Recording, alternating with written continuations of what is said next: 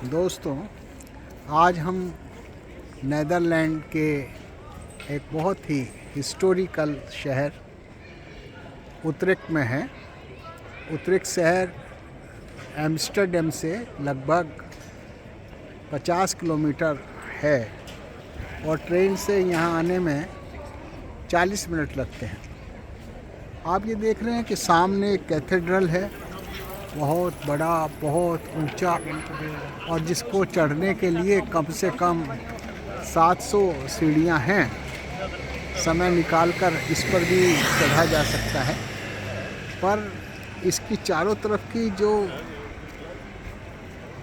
जगह हैं वो बहुत ही सुंदर हैं। और ये आप देख रहे हैं कि मुख्य द्वार है उतरेक्ट यूनिवर्सिटी का। आज यहाँ ग्रेजुएशन है, मतलब आज यहाँ कन्वोकेशन रहा और इसमें बहुत से विद्यार्थी अपने डिग्री लेने के लिए आए और देख रहे हैं कि लोग बार बार यहाँ आ रहे हैं, देख रहे हैं और अपने अपने चित्र खिंचवा रहे हैं। यूनिवर्सिटी ऑफ उतरेक्ट बहुत ही दुनिया में बड़ी मशहूर यूनिवर्सिटी है। यहाँ सिर्फ नीदरलैंड के ही नहीं, यूरोप के ही नहीं, अपितु पूरी दुनिया से हजारों हजार स्टूडेंट्स पढ़ने के लिए आते हैं। और ख़ास तौर से हमारे देश भारत से अगर कोई नीदरलैंड पढ़ने के लिए आया है तो वो इसी यूनिवर्सिटी में आकर पढ़ता है। न केवल विज्ञान की अपितु कला की, दर्शन की, कॉमर्स की और जो लॉ की और दूसरी अन्य जो फैकल्टीज़ हैं वहाँ सबको यहाँ पढ़ाया जाता है बहुत ही स्किल्ड वे में। और इसके साथ साथ आप ये जो कैथेड्रल के ऊपर जो बुर्ज और उसके ऊपर की ऊंचाइयों तक आप देख रहे हैं, ये 1320 में बनना शुरू हुआ और अभी तक ये तकरीबन बन ही रहा है। इसकी बाकायदा हर समय रेनोवेशन चलती रहती है। जिस तरह से हम देखते हैं कि हमारे आगरा में ब्याल बाग में कुछ ना कुछ चलता रहता है, एक से एक कारीगरी चलती रहती है। और इसी तरह से ये कैथेड्रल भी यहाँ पर ये चलता रहता है। मैं आपको ये अवश्य कहना चाहूँगा कि बेशक कैथोलिक क्रिश्चियंस का सबसे बड़ा सेंटर वेटिकन है, परंतु नीदरलैंड में सबसे बड़ा ईसाई धर्म का सेंटर ये उतरेक्ट है। यहाँ एक कैथेड्रल नहीं, यहाँ 3 कैथेड्रल हैं, यानी कि 3 इस तरह की बड़ी बड़ी ऊंचाइयों वाली 3 धार्मिक स्थल हैं जहाँ पर आर्क बिशप रहते हैं, यानी कि 3 आर्क बिशप यहाँ रहते हैं। और ये एक महिला का चित्र है और ये 1940 से 1946 तक की उस त्रासदी के खिलाफ वो महिला सशक्त रूप से खड़ी है जब यहाँ हिटलर की नाज़ी सेनाओं ने अपना कब्जा किया और पूरे के पूरे इस देश को बर्बाद करने में कोई कसर नहीं छोड़ी। इसके बावजूद भी ये लोग खड़े हैं और मजबूती से खड़े हैं। तो ये सब स्थान आज यहाँ हम आए हैं और यहाँ आकर हम अपने आप को बहुत ही अच्छा महसूस कर रहे हैं। इतिहास को जानने का मतलब है हम अपने को समझें। इतिहास को जानने का मतलब है कि ना केवल हम अतीत को समझें अपितु भविष्य में क्या होने जा रहा है इसके बारे में भी जानकारी लें।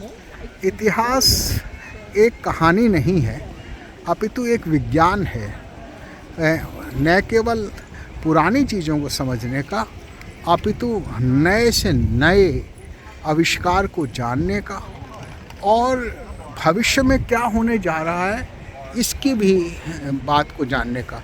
इतिहास अपने आप को दोहराता है, इस बात को कहा जाता है, किसी न किसी रूप में दोहराया जाता है इतिहास, परंतु उस दोहराने का मतलब ये नहीं कि उसी तरह से दोहराया जाता है। एक साइकिल के घेरे की तरह घूमता है। एक जैसे पृथ्वी चक्कर लगाती है वैसे अपने अक्ष के चारों तरफ चक्कर लगाती है, अपने धुरी पर चक्कर लगाती है। उसी तरह इतिहास भी अपने बात को, अपने विचारों को, अपने समझाने के ढंग को नए से नए ढंग से विस्तृत करता है। और अब 5 बज गए हैं तो इसका मतलब ये है कि घंटे बज रहे हैं, चर्च के कैथेड्रल के घंटे बज रहे हैं और ये हमें बता रहे हैं कि शाम होने को है। और आज साइकिल दिवस भी है। और जैसे मैंने पहले कहा कि नीदरलैंड में अगर सबसे कोई लोकप्रिय वाहन है तो वो साइकिल है। जितनी आबादी उससे भी ज़्यादा साइकिल्स यहाँ लोग चलाते हैं और इसको अपने एक लोकप्रिय वाहन के रूप में इस्तेमाल करते हैं। तो ये आज साइकिल दिवस भी है, तो ये तो एक बहुत ही इत्तेफाक की बात है कि हम इतिहास को पढ़ रहे हैं, साथ साथ हम यहाँ के जो पर्यावरण की रक्षा के कदम है उस पर भी हम अपने विचार रख रहे हैं और इसको समझने की भी कोशिश कर रहे हैं।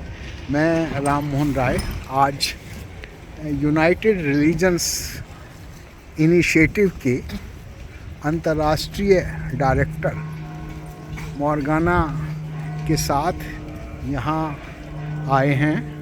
वे हमें दिखाने लाई हैं, एक एक पल को यहाँ दिखाने लाई हैं, समझाने लाई हैं और हम बड़ा ही गौरवान्वित अनुभव कर रहे हैं। उनके साथ जाना, उनके साथ समझना वो एक शिक्षा विधि नहीं है अपितु इतिहास की भी एक बेहतरीन जानकार हैं और वे अपने कार्यों से पर्यावरण के बारे में बहुत विचार रखती हैं। Now I would like to request Morgana to say something about our Indian friends. Please. Absolutely. So you caught me on I was just explaining a little bit about Utrecht, where we're actually at now, and how important Utrecht has been to the Netherlands, or at the time there were provinces, of course. So I was just saying that this whole area is very, very historical, actually. So I was just introducing my English friends to the historical part of Utrecht. Thank you Morgana. मैं Ram Utrecht से यहाँ आज हम हैं। आप सबका अभिनंदन करते हैं, स्वागत करते हैं और अपनी समस्त शुभकामनाएं आपको अर्पित करते हैं। धन्यवाद।